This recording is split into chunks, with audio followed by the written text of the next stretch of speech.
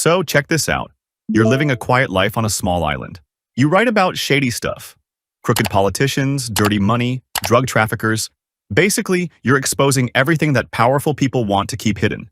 And then, one day, boom, your car explodes. This is the story of how one woman's fight for the truth shook an entire country, and maybe even cost her life. By the way, I upload videos every week. So, if you enjoy this kind of content, feel free to subscribe and hit the bell icon so you won't miss a thing. Okay, so to really get how insane this is, we gotta rewind. Like, way back. Picture the year 1903. Yep, over 100 years ago. And in the spotlight, Teddy Roosevelt. You know, the rough and tough, mustache-rocking president of the United States. Teddy's got this big dream. He wants to connect the Atlantic and Pacific Oceans with a canal. And he's not exactly playing nice to make it happen. Here's where things get kind of messed up. See, back then, this land he wants? It belongs to Colombia. But Teddy? He's not about to let that stop him. So, what does he do? Well, he basically bullies Colombia into handing over the territory. And, bam! That piece of land eventually becomes what we now know as Panama. But here's the twist. Panama's got a problem. Panama's like, okay, we've got this fancy new canal, but we still need money. Badly. So they come up with a plan. They create these super-friendly tax laws that let rich people and businesses hide their money and avoid paying taxes back home. And guess what? This shady little loophole, it's 100% legal in Panama. And this is where the trouble really starts. Fast forward to 1977, and here comes this German lawyer. Dude's name isn't super important, but what matters is that he sets up a law firm right there in Panama. And do you know the whole point of this firm? Helping the world's wealthiest people hide their cash.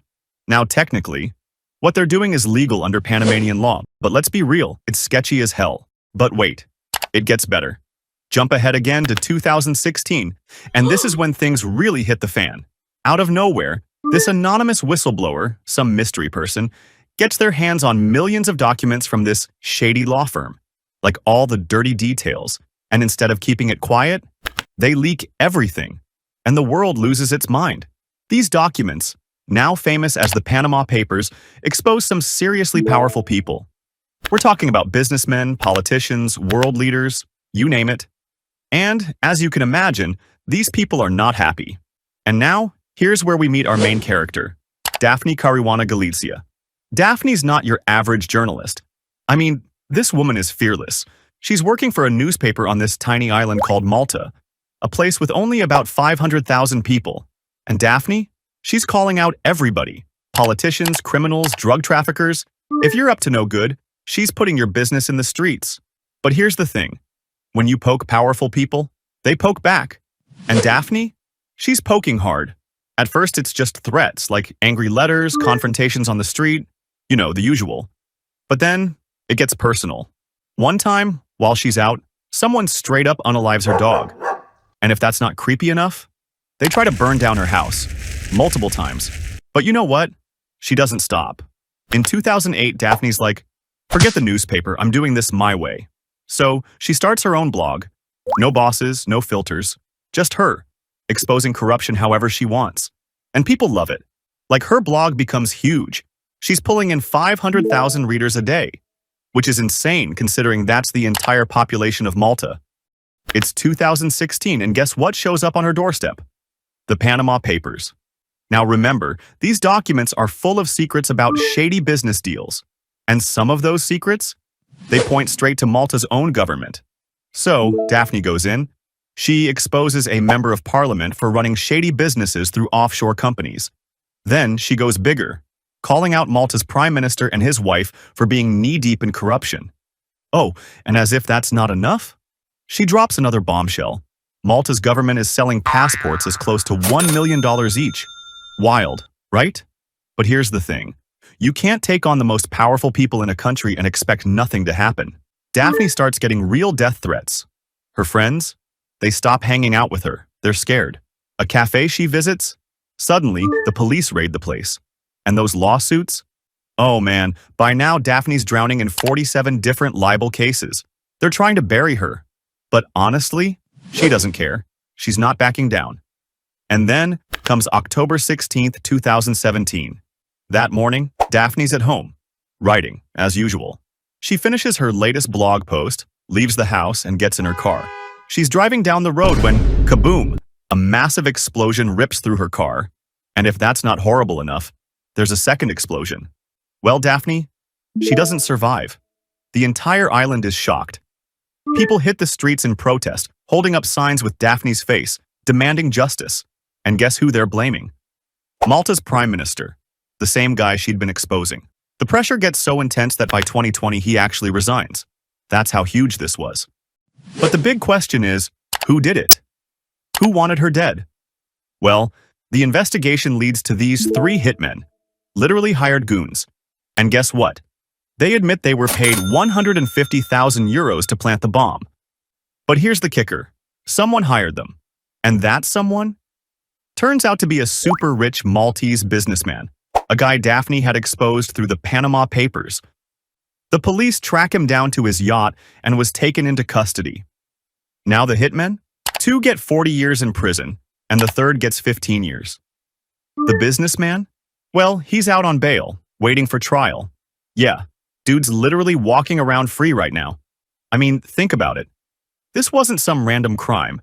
This was an assassination. A journalist blown up in broad daylight.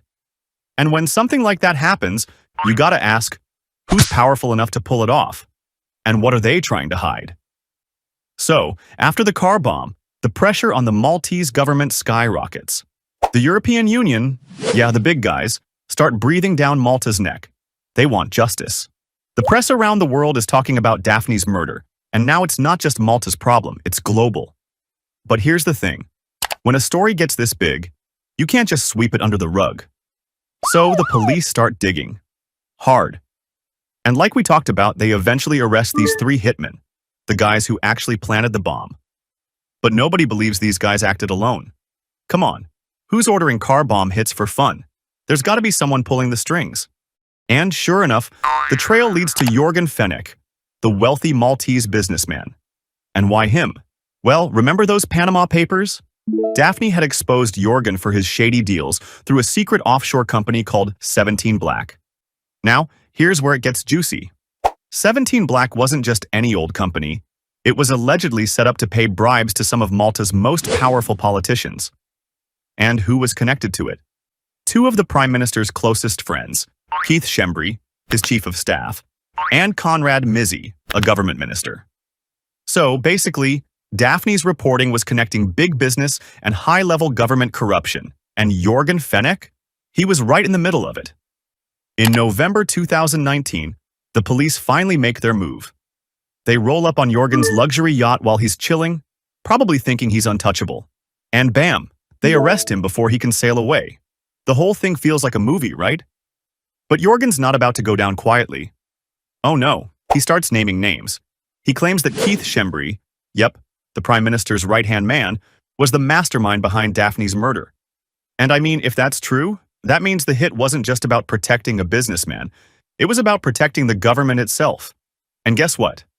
Things get so intense that Joseph Muscat, the Prime Minister, the most powerful guy in Malta, has to resign in January 2020. Now, here's where it gets even darker. Daphne's family? They aren't sitting back quietly. Her sons, Matthew, Andrew, and Paul, turn their mother's death into a global cause. They want the world to know that Daphne didn't die for nothing. They're giving interviews, meeting with world leaders, and demanding real justice. And their fight pays off. In 2021, after years of pressure, a public inquiry finally happens. And the result? The inquiry blames the Maltese government for creating a culture of impunity. Basically, they were so corrupt that they enabled Daphne's murder. And remember those three hitmen? Well, two of them, Alfred De Giorgio and George De Giorgio, finally crack. In October 2022, they plead guilty to planting the bomb and get 40 years in prison. The third guy, Vince Muscat, had already cut a deal and got 15 years, which honestly feels light for blowing someone up. As for Jorgen Fenech, the man who allegedly ordered the hit, he's still waiting for trial. Can you believe that? After all this, the guy's not even convicted yet. And Keith Schembri? No official charges for the murder, at least not yet. But here's the twist. Daphne's work didn't die with her. After her murder, journalists around the world joined forces to continue her investigations. They called it the Daphne Project. And it's all about finishing the stories Daphne started and making sure the truth comes out. And the truth? It's still ugly. They've uncovered even more corruption, like how Malta became a playground for dirty money, and how people at the very top were profiting while regular people got screwed. Daphne was onto it years before anyone else. So, here's the thing. Daphne Caruana Galizia was just one person, but her courage? It exposed an entire system of corruption. And even though they tried to silence her, her voice is still echoing, louder than ever. Daphne risked everything to expose the truth. And now, the question is, will the people who ordered her murder ever face real justice? At the end of the day, this story isn't just about one woman or one country. It's about power.